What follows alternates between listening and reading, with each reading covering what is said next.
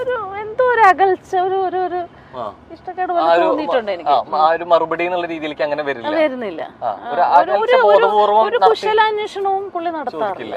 ഈ സാധാരണ രീതിയിൽ അത്തരം മുമ്പ് അഭിനയിച്ച സാധാരണ സംസാരിക്കുന്ന ഒരാളല്ലേ? നന്നായി സംസാരിക്കുന്നു. കോട്ടയം കുഞ്ഞച്ചന്റെ സമയത്തും കാർണിവലിന്റെ സമയത്തും ഒക്കെ നന്നായി. പിന്നെ ആ സമയം കഴിഞ്ഞ പെട്ടെന്ന് തന്നെ എന്റെ ഒരു മാരേജ് ഒക്കെ കഴിഞ്ഞല്ലോ ആ സമയത്ത്. പിന്നെ ഞാൻ കാണുന്നത് പുള്ളിയെ ഞങ്ങൾ രണ്ടുപേരും കൂടെ അമരത്തിന്റെ ലൊക്കേഷനിൽ ആലപ്പുഴയിൽ, ഞാനും സുരേഷ് കല്യാണം കഴിഞ്ഞ സമയത്ത് തന്നെ.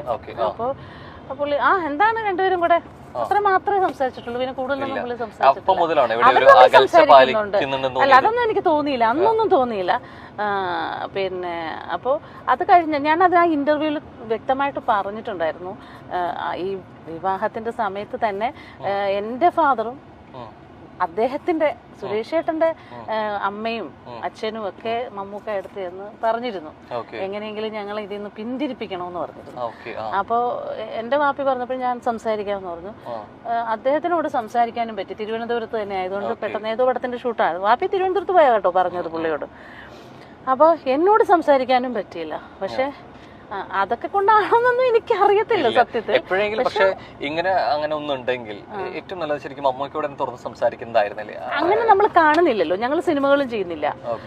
പിന്നീട് ഒറ്റ സിനിമ പോലും ഞങ്ങൾ ചെയ്തിട്ടില്ല. പിന്നെ ഞാൻ ചെയ്തത് 2020-ലാണ്. അന്നും പുള്ളി എന്നോട് സംസാരിച്ചിട്ടില്ല. അന്ന് പുള്ളി നമ്മുടെ വീട്ടിൽ വരുന്ന ഒരു സീൻ, ഒരു വലിയ സീനാണ്. ഒരു 1-2 ദിവസം ആ സീൻ എടുക്കുന്നുണ്ടായിരുന്നു. പക്ഷെ പുള്ളി ഒരു ഹായ് ഹായ് എന്നല്ലാതെ എന്നോട് സംസാരിച്ചിട്ടില്ല. എന്തോ വ്യക്തമായ കാരണം ഉണ്ടെന്നുള്ള എനിക്കറിയാം. പുള്ളിക്ക് എന്തോ മനസ്സിൽ തെറ്റിദ്ധാരണ വന്നിട്ടുണ്ട്. പക്ഷെ എന്ത് തെറ്റിദ്ധാരണ, അറിഞ്ഞ കാര്യം എന്തായാലും അതൊന്നും സത്യമല്ല എന്നിപ്പോ നമുക്ക് പറയാൻ, മമ്മൂക്കയെ നേരിട്ട് കണ്ടാലല്ലേ പറയാൻ പറ്റും. എന്താണെന്ന് അറിഞ്ഞാലല്ലേ പറയാൻ പറ്റൂല. പിന്നെ 2-3 പ്രാവശ്യം കണ്ടു, വേണ്ടി ഇങ്ങനെ ഹായ് ഹായ് പറഞ്ഞു, സംസാരിച്ചു, ഹലോ ഗുഡ് മോർണിംഗ് എന്ന് പറഞ്ഞു. ഫംഗ്ഷനും കണ്ടിട്ടുണ്ട്. അപ്പോഴും ഒക്കെ നമ്മൾ അങ്ങോട്ട് ചെന്ന് ഗുഡ് മോർണിംഗ് പറയും. അപ്പൊ പുള്ളി വലിയ നമുക്ക് മനസ്സിലാവുമല്ലോ, നമ്മളോടൊരു സംസാരിക്കാൻ ഇഷ്ടമുള്ള ഒരു ആറ്റിറ്റ്യൂഡ് നമുക്ക് മനസ്സിലാവുമല്ലോ. അത് പിന്നെ കുറെ കഴിഞ്ഞപ്പോ ഞാനും അങ്ങോട്ട് പുള്ളിയെ കണ്ടാൽ അങ്ങോട്ട് പോയി സംസാരിക്കാൻ മെനക്കെടാറില്ല, മിണ്ടില്ല. പിന്നെ അത് കഴിഞ്ഞാണ് ഞാൻ അറിയുന്നത്. ഇങ്ങനെ വ്യക്തമായിട്ട് സിനിമയിലുള്ളവർ തന്നെ എൻ്റെ അടുത്ത് പറയുമായിരുന്നു. പുള്ളിയുമായിട്ടും ബന്ധമുണ്ട്, ഞാനുമായിട്ടും ഒക്കെ അടുപ്പമുള്ള ആൾക്കാർ. എന്താണ് മമ്മൂക്ക ഇങ്ങനെ പടങ്ങളിൽ നിന്ന് മാറ്റി പറയുന്നുണ്ട് എന്ന് പറഞ്ഞു. അത് വ്യക്തമായിട്ട് പറഞ്ഞു കേട്ടോ, എന്നോട് പറഞ്ഞിട്ടുള്ളത്. പടങ്ങൾ സജസ്റ്റ് ചെയ്യുമ്പോ അത് വേണ്ട എന്ന് പറയുന്നുണ്ട് എന്ന് പറഞ്ഞു. അപ്പോ ഇതറിഞ്ഞപ്പോഴത്തേക്ക് ഞാനത് അപ്പോഴൊന്നും ക്ലിയർ ചെയ്യാനൊന്നും പോയില്ല. ജനറൽ ബോഡിക്ക് ഇന്നസെന്റ് ഏട്ടനെ കണ്ടപ്പോ ഇന്നസെന്റ് ഏട്ടനോട് ഞാൻ പറഞ്ഞു, ഇതൊക്കെ 10, 20, 15, 20 ആ സമയത്താണ്. ഇന്നസെന്റ് ഏട്ടനൊക്കെ പ്രസിഡന്റ് ആയിരുന്ന സമയത്തുള്ള കാര്യമാണ്. അപ്പൊ അത് പ്ലസായിൽ വെച്ചിട്ടുള്ള ജനറൽ ബോഡിക്കാണ് ഞാൻ പറയുന്നത് ഇന്നസെന്റ് ഏട്ടൻ്റെ അടുത്ത്. ചേട്ടാ ഇങ്ങനെ ഒരു പ്രശ്നമുണ്ട്. അപ്പൊ എന്റെ വാപ്പിയാ പറഞ്ഞു, നീ ഇന്നസെന്റിനോട് പറയണം, ഇങ്ങനെ ഒരു വിഷയമുണ്ടെന്ന് പറയണമെന്ന് പറഞ്ഞു. അങ്ങനെയാണ് ഞാൻ ഇന്നസെന്റ് ഏട്ടനോട് ഇത് സംസാരിച്ചപ്പോ ഇന്നസെന്റ് ഏട്ടൻ പറഞ്ഞു, നമുക്കിപ്പോ തന്നെ ചോദിക്കാം, അങ്ങനെയുള്ള നമുക്കത് സംസാരിക്കാമെന്ന് പറഞ്ഞു. ഞാൻ പറഞ്ഞു വേണ്ട, അതൊന്നും വേണ്ട ഇന്നസെന്റ് ഏട്ടാ. എനിക്കത് അപ്പൊ കേട്ടപ്പോ നല്ല സങ്കടം തോന്നിയെങ്കിലും പിന്നെ ഞാൻ വിചാരിച്ചു, ഞാനും അദ്ദേഹമൊക്കെ വിശ്വസിക്കുന്ന ഒരു പടച്ചവനുണ്ടല്ലോ. അപ്പൊ ആ പടച്ചവൻ എനിക്ക് വിധിച്ചത് ആര് വിചാരിച്ചാലും തടുക്കാൻ പറ്റത്തില്ല, എനിക്ക് കിട്ടും. അല്ലാത്തത് എനിക്ക് കിട്ടത്തില്ല, അത് ആര് വിചാരിച്ചാലും തരാനും പറ്റത്തില്ല. ആ വിശ്വാസത്തിലാണ് ഞാൻ എന്ന് പുള്ളിയോടൊന്ന് പറഞ്ഞേക്ക് എന്ന് ഞാൻ പറഞ്ഞു. അത് കഴിഞ്ഞ് ഞാൻ ഇന്നസെന്റ് ഏട്ടൻ്റെ അടുത്ത് ചോദിച്ചു, ചേട്ടാ പിന്നെ ഞങ്ങൾ കണ്ടപ്പോ ഞാനത് സംസാരിച്ചു കേട്ടോ. അപ്പൊ പുള്ളി പറഞ്ഞു, ഞാൻ അങ്ങനെയൊന്നും ചെയ്തിട്ടൊന്നുമില്ല, അങ്ങനെ ഒന്ന് പറഞ്ഞു പോയി എന്ന് പറഞ്ഞു.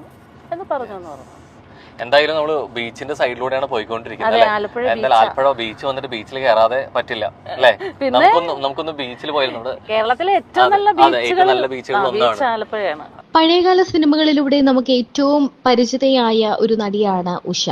പഴയകാല സിനിമകളിലെല്ലാം തന്നെ സഹോദരിയായും അമ്മ കഥാപാത്രങ്ങളായും ചേച്ചിയായും അനിയത്തിയായും ഒക്കെ നിറഞ്ഞു നിന്ന നടി തന്നെയാണ് ഉഷ. ക്യാരക്ടർ റോളുകൾ ചെയ്ത നടിയെ നമ്മൾ ഒരിക്കലും മറക്കില്ല. ഇപ്പോൾ ഒരുപാട് മാറി. സിനിമയിൽ ഒരു വലിയ ഒരു സമയത്ത് നിന്ന നടി പിന്നീട് സിനിമയിൽ നിന്നും അകന്നു നിന്നിരുന്നു. പിന്നീട് കുറെ തുറന്നു പറച്ചിലുകളുമായിട്ടാണ് ഉഷ നമുക്ക് മുന്നിലേക്ക് എത്തിയത്. നടൻ മെഗാസ്റ്റാർ മമ്മൂട്ടിയെ കുറിച്ചും മോഹൻലാലിനെ കുറിച്ചും എല്ലാം നടി തുറന്നു പറഞ്ഞുകൊണ്ട് രംഗത്തെത്തിയിട്ടുണ്ട്. മെഗാസ്റ്റാർ മമ്മൂട്ടി തന്റെ അവസരങ്ങൾ ഇല്ലാതാക്കാൻ ശ്രമിച്ചു എന്ന് താൻ അറിഞ്ഞതായി പഴയകാല നടി ഉഷ പറയുന്നു. എന്നോട് ഫിക്സ് ചെയ്ത പടമാണ് നമ്മുടെ ഡയറക്ടർ മാർത്താണ്ഡൻ, ദൈവത്തിന്റെ സ്വന്തം ക്ലീറ്റസ്. അതിനകത്ത് ഒരു കഥാപാത്രം എന്നോട് പറഞ്ഞതനുസരിച്ച് ആ കഥാപാത്രം ഞാനല്ല ചെയ്തത്. അത് കാണുമ്പോ എനിക്ക് ഭയങ്കര വിഷമം തോന്നി. പറഞ്ഞിട്ടേ ഇല്ല. ഈ പടത്തിന്റെ ഡിസ്കഷൻ നടക്കുമ്പോ തൊട്ട് മാർത്താണ്ഡൻ എന്നോട് പറഞ്ഞിരുന്നു, ചേച്ചി ഈ സംഭവം ചേച്ചിക്ക് ഭയങ്കര ബ്രേക്ക് ആവും എന്നൊക്കെ പറഞ്ഞിരുന്നു. പക്ഷെ അങ്ങനെ പ്രതീക്ഷയിൽ വന്നിട്ട് കിട്ടുന്ന നിരാശ ആ സമയത്തൊരു വിഷമം ഉണ്ടായിരുന്നു. പിന്നെ എനിക്ക് വിധിച്ചിട്ടില്ല എന്ന് വിചാരിക്കും. അതിനെപ്പറ്റി സംസാരിക്കുകയും ചെയ്തില്ല അദ്ദേഹത്തിനോട്. മാർത്താണ്ഡനോട് ഞാൻ സംസാരിച്ചു. മാർത്താണ്ഡനോട് ഞാൻ ചോദിച്ചു. അപ്പൊ അവൻ നിസ്സഹായനായിരുന്നു.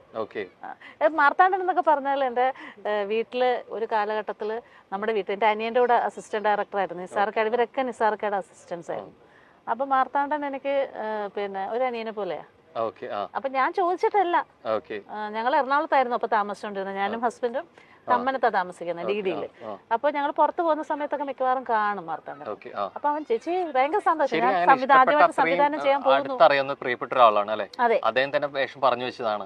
പിന്നെ മാറ്റിയിട്ടുണ്ടെങ്കിൽ അത് അദ്ദേഹത്തിന് തന്നെ താല്പര്യക്കേട് കൊണ്ടായിരിക്കും, വേറെ മറ്റെന്തെങ്കിലും ആണെന്ന് അവന് ഇഷ്ടമുണ്ടോ. ഞാൻ ആദ്യത്തെ സിനിമയിൽ അഭിനയിക്കണം എന്നുള്ള ആഗ്രഹം കൊണ്ടാണല്ലോ അവൻ എന്നോട് പറയുന്നത്, മാർത്താണ്ഡൻ പറയുന്നത്. മാറ്റിയതിന്റെ കാരണം പറഞ്ഞില്ല.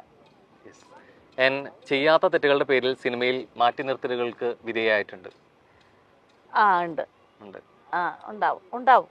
ഉണ്ട്.